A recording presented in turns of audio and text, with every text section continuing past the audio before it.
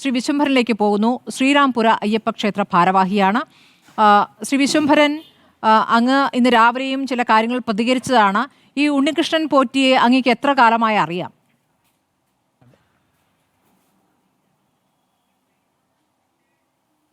പണ്ട് ഇവിടെ ഒരു 10-30 വർഷം മുമ്പ് ജോലി ചെയ്തിരുന്ന ആളാണ്, പൂജാരിയായിട്ട്. ശരി, അവിടെ നിന്നും എപ്പോഴാണ് അദ്ദേഹം പോയത്?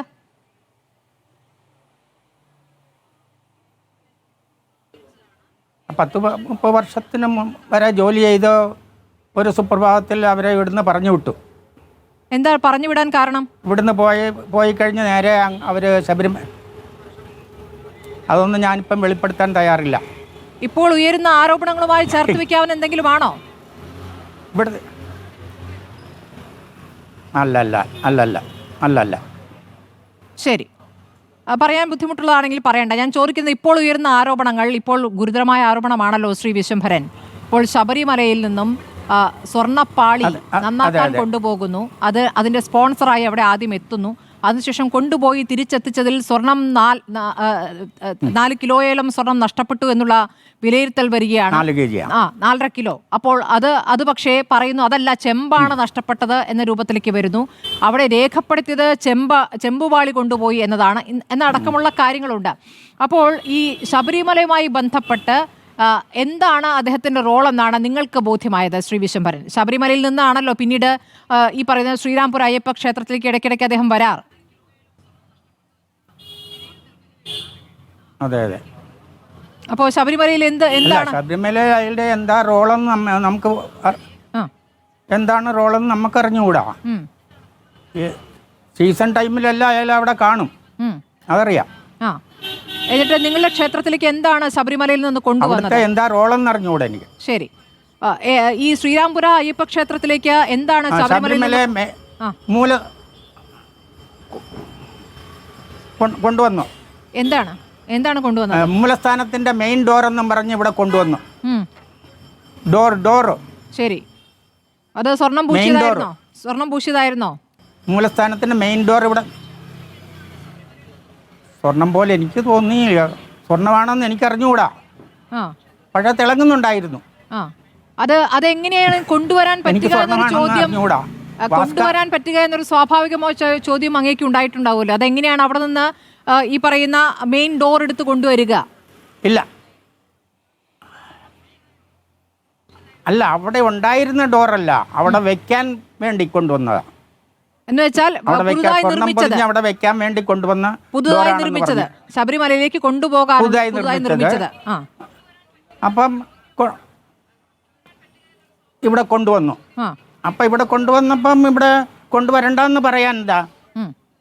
അപ്പം ശബരിമലയിലെ ഒരു മെയിൻ ഡോർ കാണാൻ അവിടെ പോകാതെ തന്നെ ഇവിടെ നമുക്കൊരു അവസരം ഭഗവാൻ ഒരുക്കി തന്നെന്നുള്ള രീതിയിൽ ഇവിടെ കൊണ്ടുവന്നപ്പോൾ നമ്മളത് ഇവിടെ വെച്ച് പൂജിച്ചു പബ്ലിക്കിനെ കാണാനൊരു അവസരം ഉണ്ടാക്കി അവർ. അപ്പം അതിന് നമ്മൾ അലൗ ചെയ്തു, അത്രയേ ഉള്ളൂ. കുറച്ച് കഴിഞ്ഞപ്പം അത് ഇവിടെ വെച്ച് തന്നെ പാക്ക് ചെയ്ത് കൊണ്ടുപോവുക ചെയ്തു. അതെ, ഏകദേശം ദിവസവും മാസവും ഒക്കെ അങ്ങേക്ക് ഓർമ്മയുണ്ടോ? ഇനി ഓർമ്മയില്ല. വർഷങ്ങൾക്ക് മുമ്പാണോ? 2019 നാളായിട്ടുണ്ട്. 2019 എത്ര വർഷം മുമ്പ്? 2019 ശേഷം അതിനോട് അടുത്തൊക്കെയാ അല്ലേ? അതിനോട് അടുത്ത്. അതെ. അതിനുശേഷം പിന്നെ വന്നിട്ടില്ല.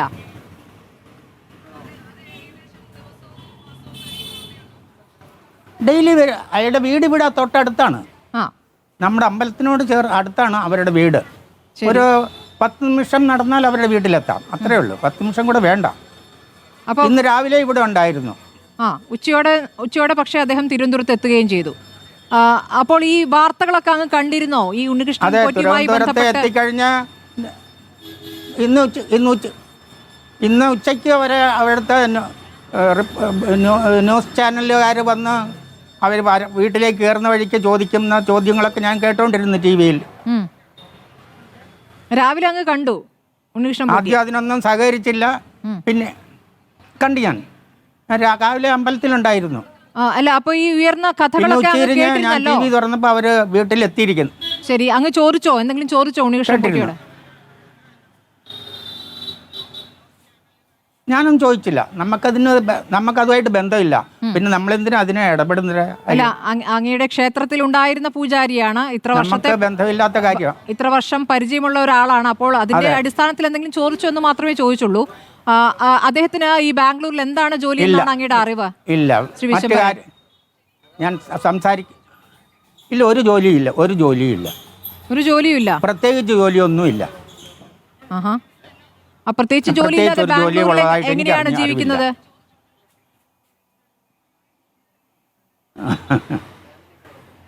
അത് അവർക്ക് തന്നെ അറിയാം. അങ്ങേക്ക് പ്രത്യേകിച്ച് എന്തൊക്കെയോ അറിയാം, പറയുന്നില്ല എന്നാണ് മനസ്സിലാക്കേണ്ടത് ശ്രീ വിശ്വംഭരൻ. തീർച്ചയായിട്ടും അറിയാം അല്ലേ? തീർച്ചയായിട്ടും. നമ്മളെന്തിനാ രാമശരണം. ശ്രീ വിശ്വംഭരൻ, അതായത് വിജിലൻസ് അന്വേഷണം നടത്തുകയാണ്. വിജിലൻസ് അന്വേഷണം നടത്തുമ്പോൾ സ്വാഭാവികമായും ഈ പറഞ്ഞ ശബരിമലയുമായി ബന്ധപ്പെട്ട ഒരു കാര്യം അങ്ങയുടെ ക്ഷേത്രത്തിൽ നടന്നതുകൊണ്ട്, ഈ പറയുന്ന അവിടുത്തെ ഈ മെയിൻ ഡോർ അവിടെ കൊണ്ടുവന്നു എന്നൊക്കെ പറഞ്ഞതുകൊണ്ട് അങ്ങയുടെ അടുത്തേക്കും വിജിലൻസ് വരാൻ സാധ്യതയുണ്ട്. ഉണ്ണികൃഷ്ണൻ പോറ്റിയെ പറ്റി അറിയുന്ന കാര്യങ്ങൾ ചോദിക്കാൻ സാധ്യതയുണ്ട്. അപ്പോൾ നമ്മളോട് പറയാത്ത കാര്യങ്ങൾ വിജിലൻസിനോട് അങ്ങ് വെളിപ്പെടുത്തും അല്ലേ?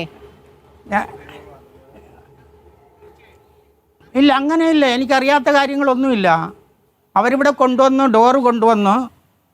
ശബരിമലയിലെ ഡോറാണെന്ന് പറഞ്ഞ് കൊണ്ടുപോയി, MLA വെക്കാനുള്ള ഡോറാണെന്ന് പറഞ്ഞപ്പം ഞാനും അത് കാണാൻ തയ്യാറായി. എനിക്ക് അവിടെ പോകാതെ തന്നെ ഭഗവാന്റെ ഡോർ ഇവിടെ കാണാൻ ഒരു അവസരം കിട്ടിയല്ലോ എന്ന് കരുതി, അത്രേ ഉള്ളൂ. ഈ കർണാടകയിലെ ബിസിനസ്സുകാരുമായിട്ടൊക്കെ നല്ല ബന്ധം സ്ഥാപിച്ച് ഈ ശബരിമലയിൽ അവരെ നല്ല ബന്ധമുണ്ട് അല്ലേ, സ്പോൺസർമാരാക്കുന്നു. അത് അങ്ങേക്ക് അറിയാമായിരുന്നോ? തീർച്ചയായിട്ടും അറിയാം. അപ്പോ ആ തരത്തിൽ അവർക്കിടയിലൊക്കെ നല്ല അറിയപ്പെടുന്ന ആളാണ് അല്ലേ? അതെ, തീർച്ചയായിട്ടും.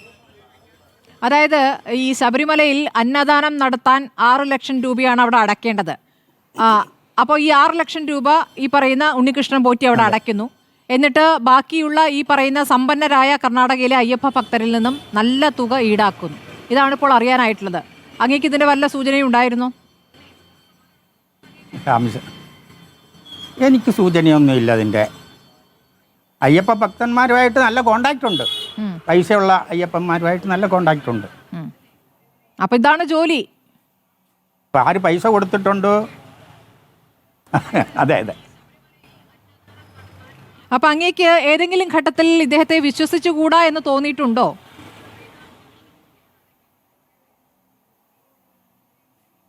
അല്ല, നമ്മുടെ അതുപോലെ പെരുമാറിയിട്ടില്ല.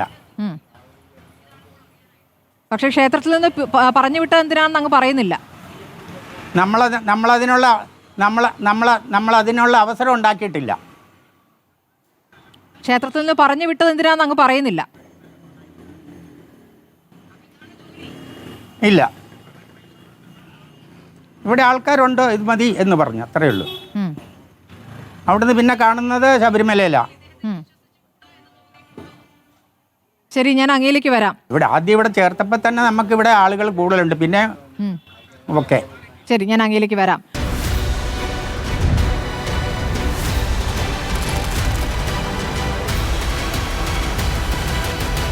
ഡിബേറ്റ് വിത്ത് സ്മൃതി പരുത്തിക്കാട്.